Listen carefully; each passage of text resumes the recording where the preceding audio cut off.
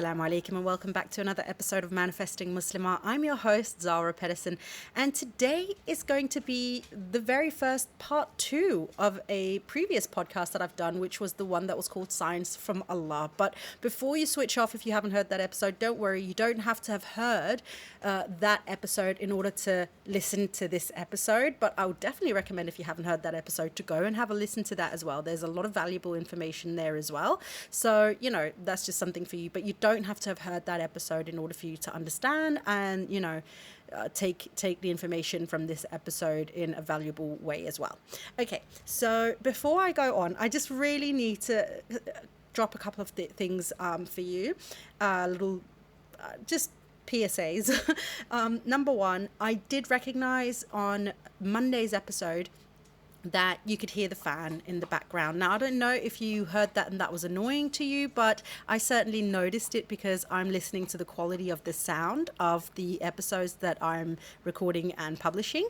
So I definitely noticed it. If you noticed it, I am aware that it was there. It is probably also going to be in this episode because I have got the fan on. It is becoming very hot very quickly now in Sicily, and I will melt if I don't have it. So for the next little while, if you can hear the sort of wind in the background, then please do forgive me and understand that I simply cannot work or do anything without having the fan on. And it's also a little bit stronger than the fans I've had in the past because I actually went out and got myself a specific air cooler. So it might sound a little bit more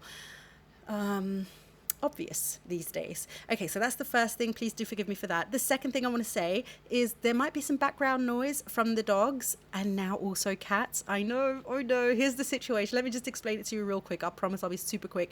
I got a job at a veterinary office here in Sicily, which is so funny. I'll speak on that in a different episode, so don't worry, because I'm definitely going to do this as well, like as a topic. But I manifested a job here in Italy.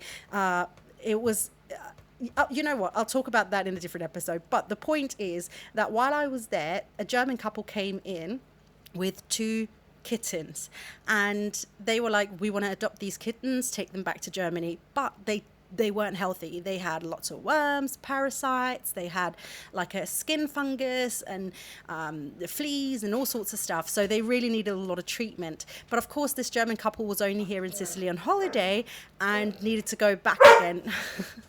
To Germany. 1 second, darlings. I'm so sorry. I told you there might be some background disturbances. But anyway, so this German couple had to go back to Germany, and they were like, what do we do? How do we keep the cats for us?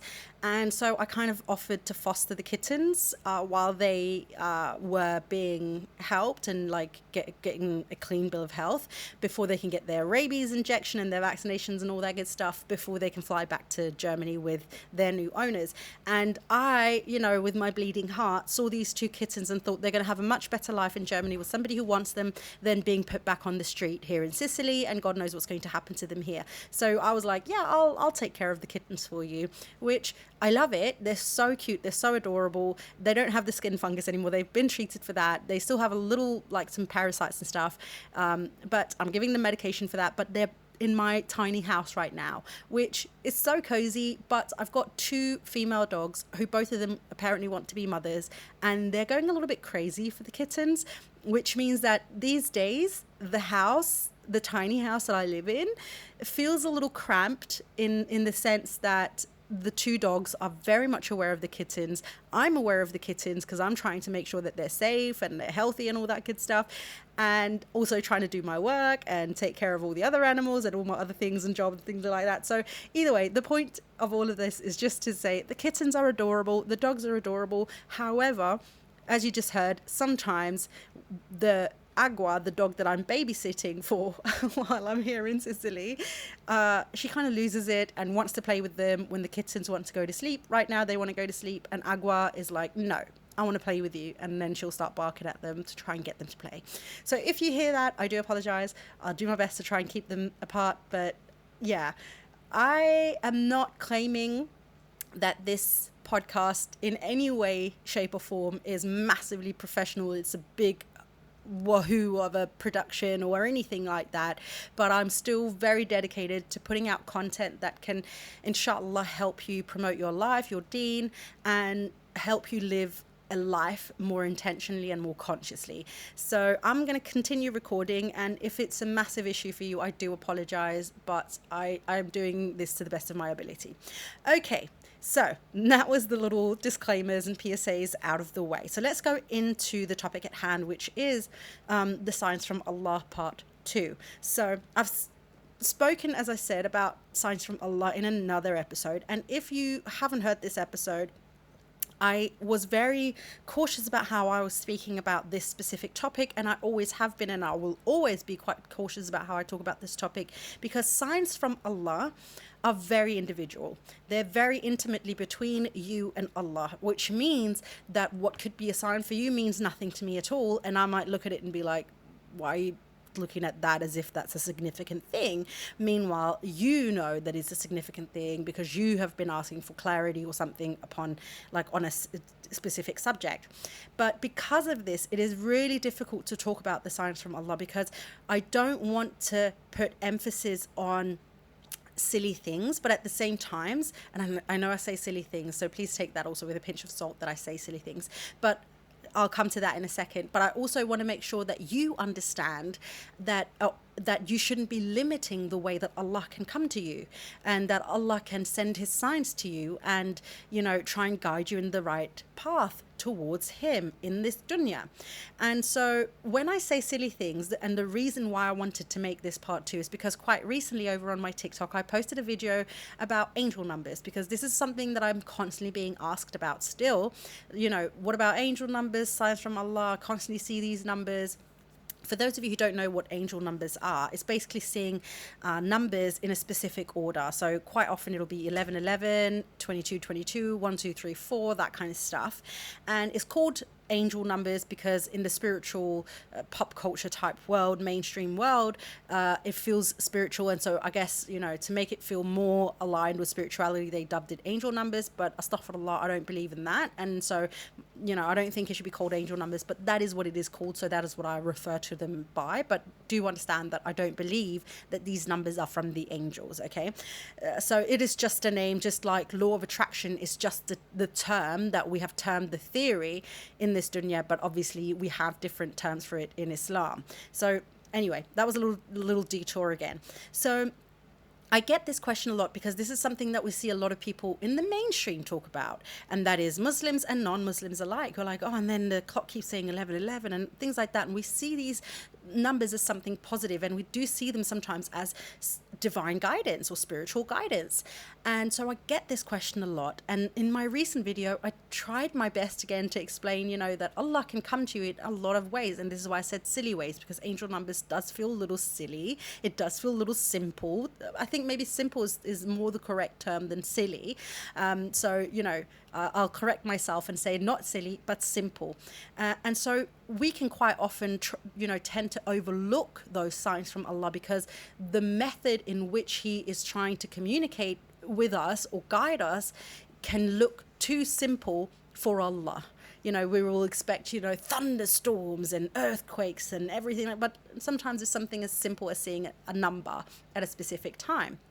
Now, in that video, I also go in and explain, you know, but it's not about the angel numbers, and don't get too caught up in angel numbers. And if it becomes a thing where you're more caught up in angel numbers than, you know, anything else, then, you know, maybe that's not the right path for you. Just, you know, be very cautious, because at any moment it can turn into shirk when the numbers become greater than Allah subhanahu wa ta'ala, or we're associating the numbers with Allah subhanahu wa ta'ala.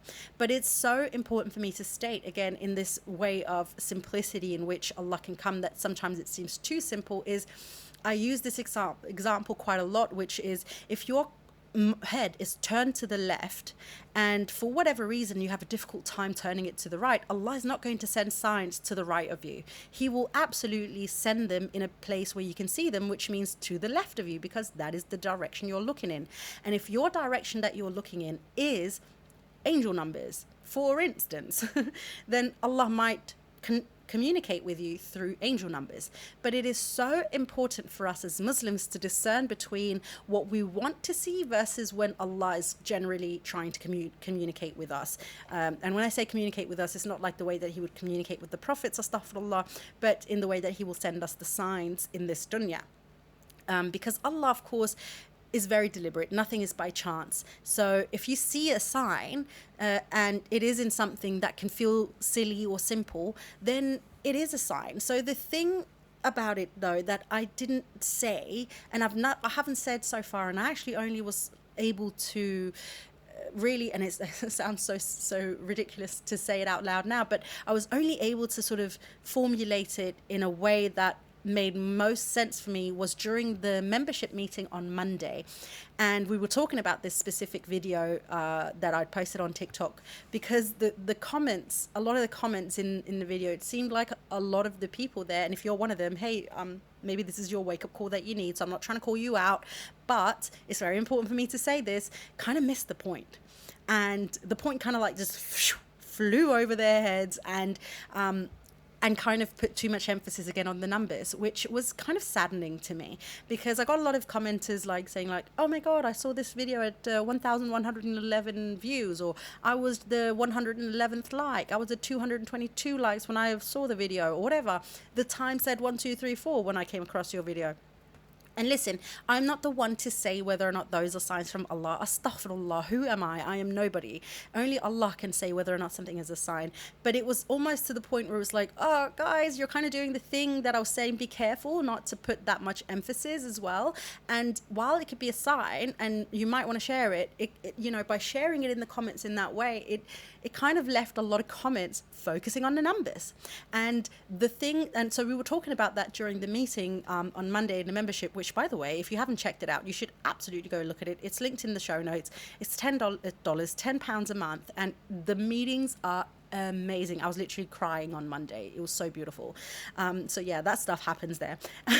But so we were talking about this video because we were kind of talking about the fact that like, it's so difficult for me to explain about signs from Allah, because it's so intimately between you and Allah that who am I to say? And at the same time, I get so many requests and questions about signs from Allah that sometimes it's difficult for me to speak on this topic, because I'm not Allah, and I am nothing, nowhere near anything that wouldn't have the knowledge or understanding of anything like that. So it feels very difficult for me to speak on it. But at the same time, I also understand that it is such an integral subject for us as Muslims to understand, because Allah repeatedly in the Quran says to us, there are signs for those who wish to see. So we know there are signs. We know there are signs, but he doesn't specify the signs. He doesn't say what the signs are. So it is up to us to understand that. And I do believe that it has to be very intuitively between you and Allah. You will know it. And it can mean the world of a difference to you to see 1111 or a butterfly or a turtle or whatever.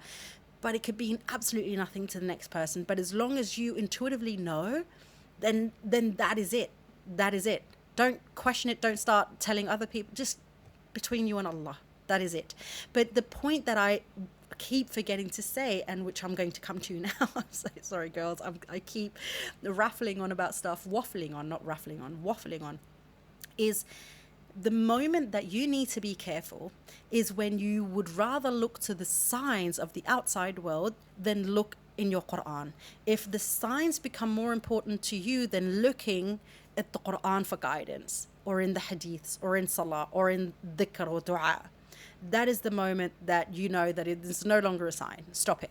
So this is just you trying to force a narrative, trying to force a storyline, trying to force a direction that has nothing to do with Allah subhanahu wa ta'ala. Because we as humans are very much capable of doing this to ourselves. We have a part of our brain, the what is it called? Let me just Google this while I've got you here. The reticular activating system. Sorry, that's a really difficult word for me to say for some reason. A part of our brain that is called the reticular activating system that basically helps us filter out the things that we want and don't want to see. So we basically have like a little algorithm going on in our own heads of like, oh, this is popular and in demand now, so I'll show you more of this, or I'll make you more aware of this specific thing. And so it's very easy for us, because we have this part of our brain that is working for us at all times, to then start putting too much focus and emphasis on something that no longer has the specific meaning or substance that it may have had in the beginning for you. So just because Allah subhanahu wa ta'ala came to you one time in numbers or in a butterfly or in a turtle or whatever it might have been, it doesn't mean that that makes every time you see a turtle or a butterfly or these numbers anything particularly special. It could just mean that in that moment, he just needed you to like, there was like a moment where he was like, I need to get to you now. And that was where it came from.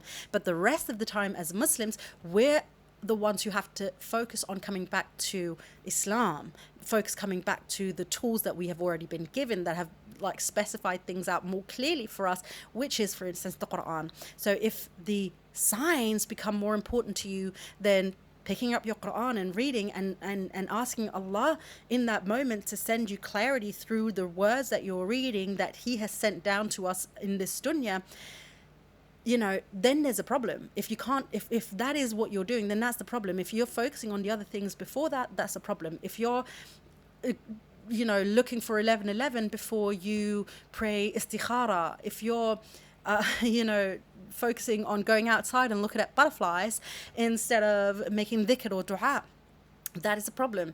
And that is the one thing that I've, for some reason, really struggled to sort of get to say, or I think it's just never been, it's not struggled to say, it's just never been in my sort of like, I just thought it was obvious.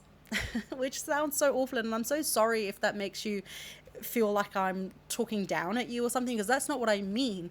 But to me, it felt obvious, which means that sometimes, because I'm not a perfect person, I'm very flawed and I have a lot of things that I need to work on myself, is I assume that other people will know that that is just basic information as well. So I never thought to say it, which is such a huge mistake on me, really huge mistake on my behalf, and one that I'm going to have to make up for. And I'm hoping that, for instance, by recording this podcast episode and really, you know, putting it down now and being like, listen, by the way, guys, I hope I didn't lead you guys astray, because that's definitely not my intention. But I want to make it very crystal clear that signs from Allah are very real. But at any moment, if you're doubting the signs, or if you're doubting if it is a sign, come back to the Quran. Always come back to the Quran. If you're looking for a sign, look for it in the Quran first and foremost. Look for it in your salah. Look for it in your dhikr. Don't try and look for it outside of yourself. It might come outside of yourself when you're least expecting it, but don't go looking for it. Don't keep looking at the time on your laptop or on your phone or whatever, hoping that there's going to be a specific number for you there. You might ask Allah for it in that specific way because you feel like, oh, I feel like I'm being guided in the right direction. I've done in my salahs and I've read in my Quran and all these things, and I feel pretty much aligned. I just need that one last or like final like nail in the coffin type of affirmation or whatever, and I need Allah to show it to me in another way. And then you might see that another sign will come to you, and very much unexpected, but not because you're putting the emphasis on the numbers or the animals or whatever else that you might deem as a sign. Okay. I just really needed to make this episode because the moment that I saw the comments on that video, like, I'm not going to take the video down because there's still some really relevant and valuable information in that, and I'm definitely going to update that video as well and stitch myself and just kind of come in and correct myself there. But it's so important for me to make sure that I'm being very crystal clear, because the last thing I want to do is direct you down the wrong path. I do not want you to focus so much on the signs that you're forgetting to read your Quran or pray your salah. I don't want you to elevate the status of angel numbers or something like that to the level of Allah, because it's not about the numbers. It's not about the animals. It is not about whatever it is that you're putting the significance and sign to, or the meaning of the sign to. It is none of that. It is the connection between you and Allah. That is the thing. And this is why it's been so difficult for me to speak on the signs from Allah and answer your questions when you're sliding into my DMs or you're asking me in the comment sections and stuff like, is this a sign? Is this a sign? How do I know if this is a sign? I always say, it is not up to me to say. I'm like, who am I to say that? Only Allah will know if it's a sign. And to an extent, only you and Allah can know, because it is so intimately between the two of you. It is not for everybody else. So it is not for me to say. And I would never, ever try to put myself in a position where I would try and judge whether or not something was a sign from Allah or not, when it's not in my own capacity, in my own world, for something that is between myself and Allah. Meaning I will never say to you that is a sign from Allah, that is not a sign from Allah. I might, if I know you really well and I know your life, I might be like, wow, it almost feels like it's a sign from Allah, like from an outside perspective, right? But I would never say that is definitely a sign from Allah, you know? So even in those situations, I wouldn't feel comfortable enough to say like, yeah, absolutely, that is a sign from Allah. But like, oh, it could be. Like maybe Allah is trying to do that. Like, let's try and look at the perspectives. Let's try and look at the different angles. What could this mean? What could it not mean? Because that's what we do. That's what we do as people, especially when you're a coach. This is definitely what you do. You know, you look and reflect upon pretty much everything that comes your way, especially in your clients' lives.